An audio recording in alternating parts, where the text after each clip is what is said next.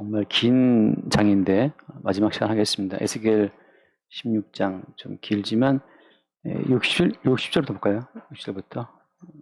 60절부터 보겠습니다. 앞부분 하면서 하고 60절. 그러나 내가 너의 어렸을 때에 너와 세운 언약을 기억하고 너와 영원한 언약을 세우리라. 내가 내 형과 아우를 접대할 때에 내 행위를 기억하고 부끄러워할 것이라. 내가 그들을 내게 딸로 주려니와 내 언약으로 말미암음이 아니니라. 내가 내게 내 언약을 세워 내가 여호와인 줄 내가 알게 하리니 이는 내가 내 모든 행한 일을 용서한 후에 내가 기억하고 놀라고 부끄러워서 다시는 입을 열지 못하게 하려 함이니라. 주 여호와의 말씀이니라. 아멘. 자, 에스겔 16장 전체가 다 음녀에 관한 이야기잖아요. 근데 누구를 보고 음녀라고 하시는 겁니까? 이스라엘을 보고 음녀라고 하시는 거죠. 그럼 이제 우리가 하나 중요한 질문이, 그럼 이스라엘이 음녀가 된 것은 누구 때문인가? 이게 이제 한번 봐야 돼요. 이스라엘이 음녀가 된 것은 이스라엘 때문이냐? 이스라엘이 음녀가 된 것은 이스라엘 때문이라고 보는 관점은 구약적인 관점이에요. 그래서 계속 구약에서는 우리가 말씀을 지키면 이러한 복이 있고, 지키지 않으면 이런 저주가 있다고 이제 늘 말씀한단 말이죠. 근데 그것이 구약적인 관점이고, 그리고 그 구약에 나와 있는 그 말씀 그대로 이스라엘은 어떻게 됐어요? 이스라엘은 저주를 받고 망했습니다. 바꿔 말하면,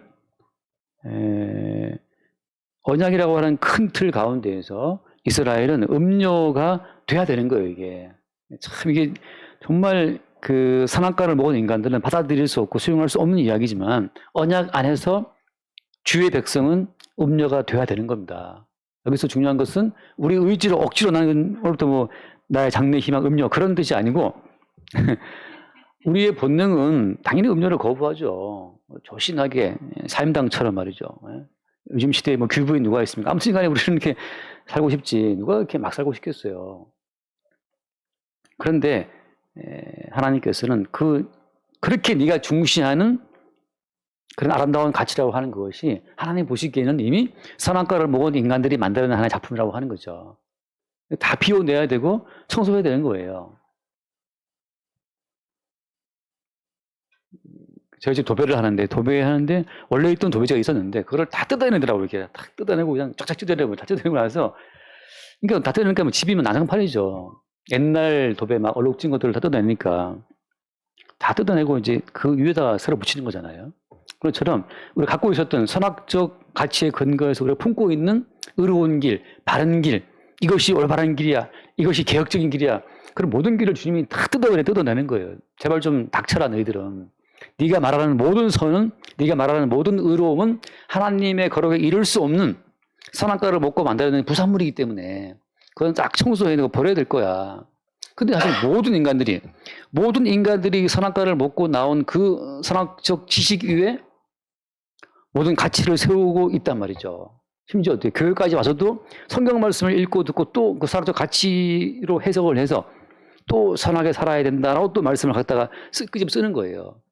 말씀을 주신 본래의 취지는 우리를 죽이고 그리스도 예수를 드러내는 건데 자꾸 우리는 한사코 나는 음녀가 될 수 없어. 내가 왜 죄인데 나는 바르게 살 거야. 참되거라 바르거라 가르쳐 주신 하면서 또 계속 우리는 그 바른 위를 추구하죠.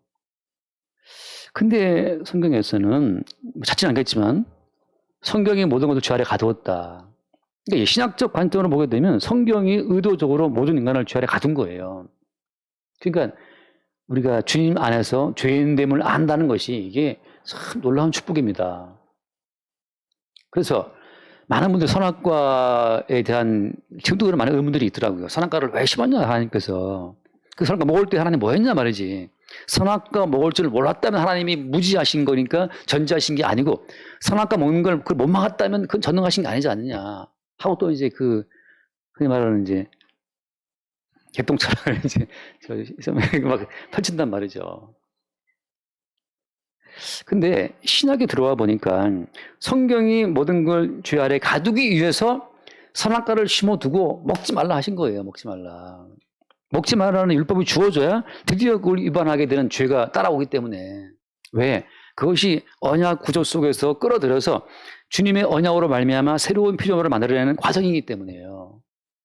1단계 만드는 첫 번째 아담, 그거를 새 언약 속에 끌고 들어와서 새로운 피조물을 만들기는 작업 가운데 주께서 먼저 그들을 죄에 만드시는 겁니다. 여기에서 끝까지 누가 반대해요? 바리새인들이 반대하고. 누가 반대합니까? 대제사장들이 반대하죠. 장들이 반대하죠. 왜 우리가 죄인 돼야 돼? 근데 사실 어떻습니까? 대제사장의 의복을 입고 있지만 이미 그 속은 이미 그들이 음녀라니까요. 이 자리에 있는 저는 참 한 번도 이 여자 먹이를 돌같이 하고 말이야 그렇게 살아왔다고 보실 분은 없을 거 아니에요, 그죠? 뭐 그래 보는 분이 있다면 이제 그게 바로 교주로 생각되는 순간이에요. 이제 뭘 해도 그 사람은 죄가 안 돼. 교주가 되는 거지. 하나님께서 그래서 이미 그 말씀 봅시다. 다시 60절 말씀. 60절에 보면 60절에 그러나 내가 너의 어렸을 때에 너와 세운 언약을 기억하고 너와 영원한 언약을 세우리라. 어렸을 때에 네가 철없을 때 아무것도 모를 때 이미 어때? 이미 언약을 세웠다는 거예요. 우리 입장에서는 아니 무슨 언약을 세웠습니까? 난 모르겠는데? 난 모르겠네. 넌 모르겠지. 어렸을 때니까. 근데 이미 우리가 어렸을 때 바꿔 말하면 이것은 신앙으로 말하게 되면 우리가 아무것도 모를 때 우리가 태어나기도 전에 존재가 있기 이전에 이미 어때? 주님은 언약을 세운 거예요. 어떤 언약을? 우리를 죄인 만들어서 1차 죄인 만들기. 2차 어때요? 2차 그 죄인들 위에 뭐를 덮어 씌웁니까? 1차 죄인 만들기, 2차 그 죄인들 위에 예수님의 살과 예수의 피를 덮어 씌워서 예수의 살과 피를 덮어 쓴 한 새로운 피조물을 만들어내시는 것이 그게 언약적 경륜이라고 하는 겁니다. 생닭을 사와서 그걸 다 잘라가지고 그 다음에 이제 커리라고 이제 있어요. 커리 뭐라고 굳이 뭐라 해야 되나 아무튼 돈가스 입히는 거 있지 않습니까? 그런 것을 이렇게 막 묻혀가지고서 그 다음에 그 팔팔 끓는 기름에다가 이걸 집어넣어요. 집어넣고 타이머 누르면 프라이드는 9분 누르면 되고 따라 뭐죠? 아무튼 그거 또 11분 누르면 이제 튀긴단 말이죠. 그 생닭을 털 다 뽑아가지고 생닭 만든 다음에 거기다가 이제 이걸 이렇게 입혀가지고 튀김옷을 입혀가지고 집어넣어서 기름 튀기는 것처럼 우리 털을 다 뽑죠. 나 잘났네, 나 의롭네, 나 경건하게 살았네, 나 대제사장이네, 뭐 목사네, 장로네, 그거 다 뜯어갖고 생닭 벌거벗은 채로 만든 다음에 거기에 예수의 살을 입히고 예수의 그 튀김옷을 입히듯이 예수의 살을 입혀가지고 그게 튀기는 거예요. 지옥불에다가 튀겨가지고 싹 끄집어내면 하나님 보시기에 먹음직한 통닭이 새로운 피조물이 나온다 이 말이죠. 들으니 참 조심스러워. 내가 뭐 통닭이란 말이냐. 그게 이제 바리새인의 의식이에요. 끝까지 인간의 존엄을 지키고 싶어 하는 거죠. 근데 주님은 언약 가운데 이미 우리를 죄의 만족으로 하신 겁니다. 그래서 우리 모두가 다 세상에 속한 자로 이 땅을 지나가는 거예요. 한번 말씀을 읽어볼게요. 우리가 전번에 봤죠? 창세기 15장 말씀을. 창세기 15장에 이미 이스라엘의 미래는 언약 가운데 이미 확정되어 있습니다. 창세기 15장 12절부터 보면은 창세기 15장 12절 해질 때 아브라함에게 깊은 잠이 임하고 큰 흑암과 두려움이 그에게 임하였더니 여호와께서 아브라함에게 이르시되 너는 반드시 알아라. 네 자손이 이방에서 객이 되어 그들을 섬기겠고 그들은 400년 동안 네 자손을 괴롭히리니 그들이 섬기는 나라를 내가 징벌할지며 그 후에 네 자손이 큰 재물을 이끌고 나오리라. 이미 400년 전에 아브라함과 더불어 언약을 맺으실 때 아브라함 옆구리에 있는 전체 이스라엘 전체가 다 약속을 맺게 된 겁니다. 아담과 맺은 언약이 아담 후손 전체에게 적용되는 것처럼 제가 쓴 모든 계약이 이강호님이 쓴 모든 계약이 상호 상민에게 적용되는 것처럼 제가 맺은 계약이 우리 은유크에 적용되는 것처럼 걔들이 한 거 아무것도 없는데 아빠에 의해서 그냥 졸지에 이사를 가야 되는 거예요. 걔들은 아빠 왜 제가 갑니까? 따질 수 없어. 그냥 아빠가 가면 가는 거죠. 그게 되는 것처럼 아브라함과 그대로 지금 400년 동안 애굽 땅에 종된 거예요. 똑같이 주님께서는 이미 언약 가운데 우리를 이미 죄의 종되게 하신 겁니다. 그러니까 기쁘게 우리가 음녀라는 사실을 받아들여야 되는데 음녀를 알지 못한다면 아직 그 사람은 어때요? 선악적 가치의 환상에 빠져 있는 사람이에요. 그 다음에 음녀로 드러났으면 어떻게 해야 됩니까? 이제 음녀가 받을 뭘 받아야 돼요? 받을 벌을 받아야겠죠. 벌을 받아야 되는 거죠. 그 벌이 뭐예요? 음녀. 죄인이 받을 벌이 어떤 벌입니까? 그 벌은 사망, 죽음이에요. 죽음. 그래서 세례 요한이 뭘 베풀었어요? 세례를 베푼 거예요, 건강에서. 잠깐 제가 어제 뉴스 보는데 도월 김용옥이라는 사람이 하는 그러니까 승려들을 한 수백 명 모아놓고 이제 특강을 하는데 뭘 안다고 또 세례 요한은 또 세례를 세례 요한의 세례라고 하는 것은 율법을 지킨 그 사람들을 율법을 지켜 구원 받았나 그 사람들을 딸랑 물에 한번 갔다 나오면 구원됐다라고 선포했다는 거죠. 율법으로 구원받게 지진 사람들에게 야, 밥 필요 없고 물에 갔다 나오면 구원받는 거야. 이렇게 그 취지로 율법을 세례를 베풀었다고 막 열번을 토하더라고요. 하면서 이렇게 근데 제가 저건 진짜 뭘 하신다고 저렇게 막 떠드나. 진짜 뭘 모르면 용감한다고 진짜 용감하더라고. 그래서 뭐 세례 요한이 그래서 듣는 제가 입장에서 야, 아무것도 모르니까 용감하구나 싶은 생각이 들어요. 세례 요한의 세례는 독사의 새끼들아 너 죽어야 돼 그거예요. 죽어야 한다. 예수님이 또 와서 죽었잖아요. 물에 죽은 것처럼 다 예수님 가신 그 죽음의 코스를 따라 들어가는 그것 자체가 어떤 구조라고 하는 거죠. 요셉이 팔려갔으면 똑같이 감옥에 갇혀 있어야 되고 똑같은 그 코스를 거치게 따라오게 하는 것처럼 예수님이 가신 그 길 따라가 그 자체가 언약의 구조라고 하는 거죠. 그래서 음료에 받을 형벌 죽음이야. 죽어야 되는 거죠. 그 죽음 자체로 예수님의 십자가의 죽음에 합류가 되는 거예요. 이건 정말 죽음 속에서 만나는 어떤 교제라고 하는 거죠. 죽음 안에서. 나는 살아있고 주님은 죽어있고 주님 빨리빨리 나 도와줘. 이런 교제는 성경에서 말하는 교제가 아니에요. 성경에서 말하는 교제는 주님 죽고 나 죽고 그러니까 죽음 속에 들어가 보니까 거기 주님 계신 거야. 내가 받은 모든 죄로 말미암아 내가 지옥 갔어. 그 지옥에 가보니 그 지옥의 주님이 이미 벌받고 있는 거예요. 주님이. 내가 받은 모든 벌을. 그러니까 죽음 속에서 만나는 교제이기 때문에 이 교제는 아무 두려움이 없어요. 마찬가지예요. 나사로 거지가 거지로 살았잖아요. 근데 똑같은 거지가 되어 나누는 교제하니까요. 주님과 나의 교제는.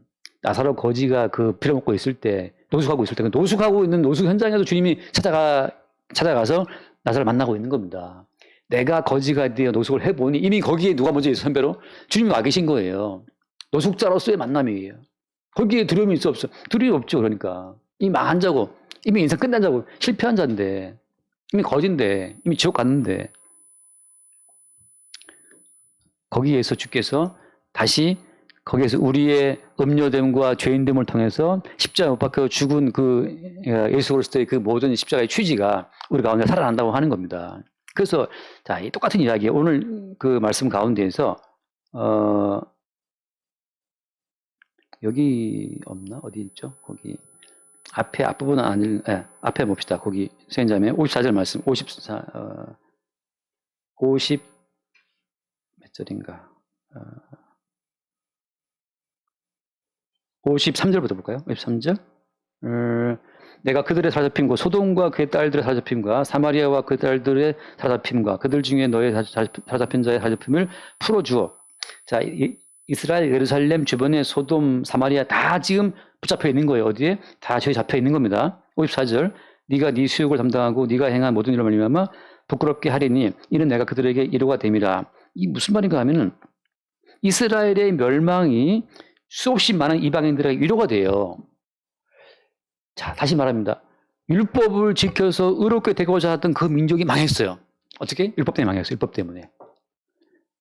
율법대로 살아야 되는데 못 살았으니까 망한 거잖아요. 그것이 어떻게 우리에게 위로가 됩니까?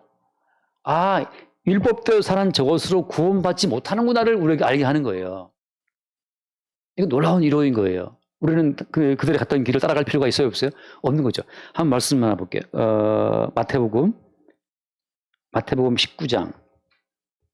마태복음 19장. 주님이 아주 그냥 선명하게 말씀하시는 게 있어요. 마태복음 19장인가요? 21장이죠. 네, 21장. 헷갈려요. 마태복음 21장. 마태복음 21장에 먼저는 23절 말씀 볼게요. 23절. 21장 23절 마태복음.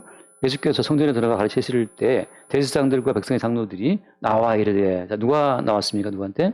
대제사장들과 장로들이 나왔죠. 이 사람들을 말씀시키는데 이꼴로 하는 사람들이고 율법을 철저히 지키는 사람들이죠. 이들한테 하신 말씀이에요. 쭉 뒤에 볼게요. 31절 31절 말씀, 31절. 그 둘 중에 누가 아버지의 뜻대로 하였느냐? 함께 봐요, 이제. 이르되 둘째 아들이니이다. 예수께서 그에게 이르시되 내가 진실로 너에게 이르노니 세리들과 창녀들이 너희보다 먼저 하나님 나라에 들어가리라. 자, 대제사장들의 예복을 입고 있는 그 경건한 이들 앞에서 주님 하신 말씀 뭡니까? 니들보다 먼저 누가? 세리들이, 창녀들이 천국에 들어간다는 거죠. 근데 세리들이, 창녀들이 언제 율법을 지켜봤겠어요? 창녀들이? 창녀 몸 팔아야 되는데 언제 율법 지키고 앉아있어요, 지금? 창녀가 율법을 지킬 수 없잖아요. 가늠하지 말라. 본인이 몸 팔아야 사는데 무슨 어디 가늠 시키는 걸 시킵니까? 이 사람들은 율법과 아무 상관이 없는 자들이야. 누가? 창녀와 세리들은. 율법을 한 개도 지켜본 적이 없는 사람들이에요. 안식일 무슨 안식일날 안식을 지켜요. 세금 뜯으러 가야 되고 몸 팔러 가야 되는데. 율법과 아무 상관이 없어. 근데 주님께서 어때요? 그들이 먼저 천국에 들어간다고 딱 선포하심으로써 평생 날 때부터 율법을 지켜왔던 장로들과 대제사장들 앞에서 그들에게 새로운 루트의 어떤 구원의 길을 주님이 제시한 거고 그게 큰 위로가 되는 거예요. 그러니까 여러분 우리는 아예 지금 우리가 말씀을 지켜 얻게 된다는 그런 모든 생각 자체를 우리는 지금 아예 버리면 좋겠는데 이게 또 안 벌어져요. 또 사람이 자꾸 체면 생각하고 주변 눈치 보면서 또 나를 확 골란다 하거든 이게. 그때부터 어때요? 성령으로 우리를 책망하시는 음성을 들어야 됩니다. 너 누구 믿고 있냐? 성령으로 책망할 때 죄에 대하라면 너희가 나를 믿지 아니하며. 누구 믿어요 우리가? 내가 행했던 나의 사람을 믿고 있고 내 얼굴을 믿지. 나로 잘 사는 사람인데 열심히 사는 사람 내가 이렇게 뭐 교회 열심히 봉사하고 구제하고 헌금도 하고 뭐 하여튼 그걸 믿는 사람들이란 말이죠. 그걸 좀 책망하시는 거예요. 세리와 창녀들이 뭔 헌금을 했겠냐? 무슨 교회 봉사를 했겠어. 창녀와 세리들이 뭘 했냐 말이죠. 근데 오히려 주님께서는 정말 당당하게 그들이 먼저 천국에 들어간다고 말을 함으로 말미암아 황당하게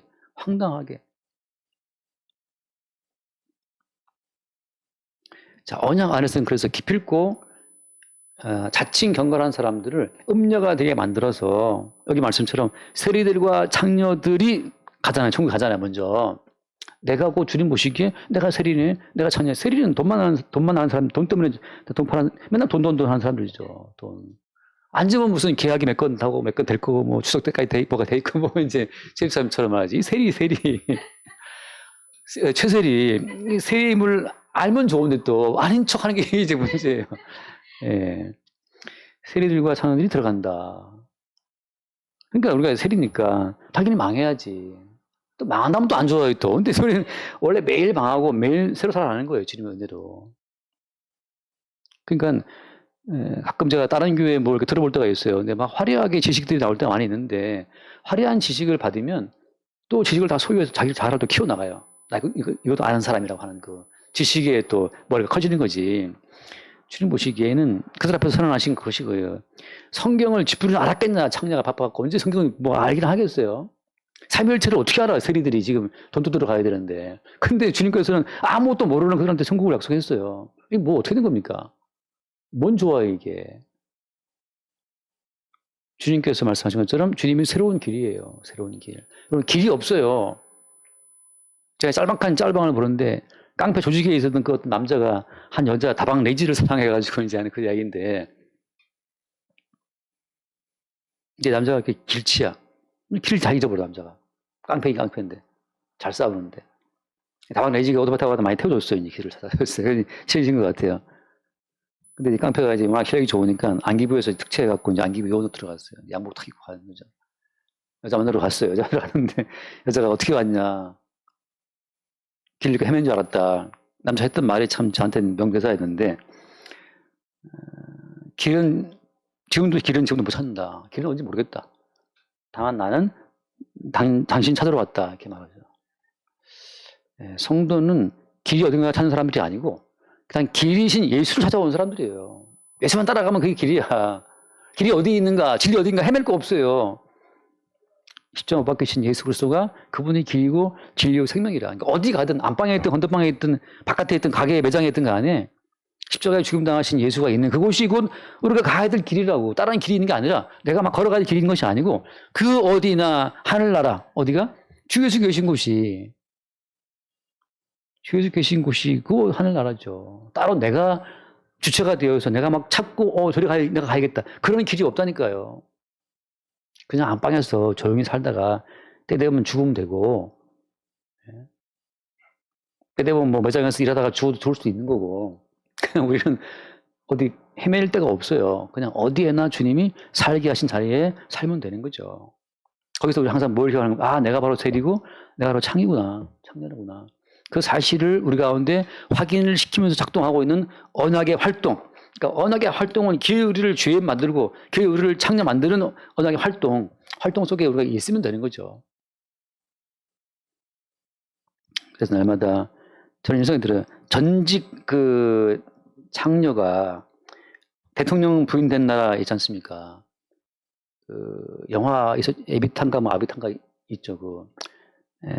안녕 아르헨티나 뭐 그런 영화 있었잖아요. 그 창녀였는데 어떻게 하다가 저기 왕비가 대통령 그 부인 됐어요. 그 영화가 있는데 그런 것처럼 모든 성도는 전직이 세리고 창녀고 죄인이고 강도고 그런 존재들인데 쓰레기들인데 여기에 입혀진 그냥 성은을 힘입어서 그냥 주 예수의 은총을 그 살과 피를 입어서 그냥 주님의 신부가 되는 스토리. 이게 언약의 스토리예요. 언약의 스토리. 여기에서 마지막에 중요한 것은 내가 나를 개선시키려고 애쓰면 십자가의 원수가 되는 겁니다. 주님은 우리 스스로가 막 거룩하게 바뀌어가는 걸 원치 않아요. 왜 그래요? 일단 진공 상태여야 돼요. 거기 오직 주의 은혜만 들어가야 되거든. 다 빠져나와야 돼, 우리 것은. 그러니까 주님 제가 이거 했습니다. 그게 성경에 못 들어가요. 너희들 인용 말씀처럼 마태복음 7장에서 우리가 주의 이름으로 뭐였다. 불법이라고 주님 말씀하시거든. 천국에서는 네가 한 거 다 불법이에요. 주께서 입혀주신 것만이 합법이야. 근데 이게 잘 수용이 안 돼요. 왜냐하면 다 존심이 있고 다 가치를 추구하기 때문에 잘 안 되거든요.